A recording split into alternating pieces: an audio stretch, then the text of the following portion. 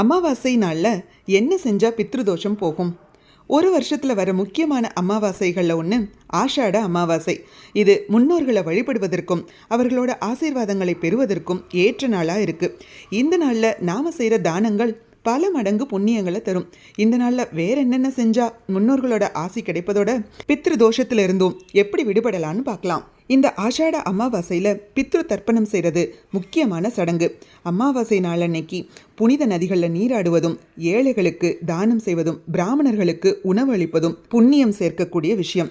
இந்த நாளில் பசு, குரங்கு, நாய், காகம், எறும்பு போன்ற உயிரினங்களுக்கு உணவளிப்பது மிக மிக சிறப்பானதும் நல்ல பலன்களை தரக்கூடிய விஷயமாகும். இன்று முழுவதும் விரதம் இருக்கலாம் அல்லது பால் பழம் மட்டும் சாப்பிட்டு விரதம் இருந்து சிவன் கோயிலுக்கு சென்று வருவது சிறப்பு.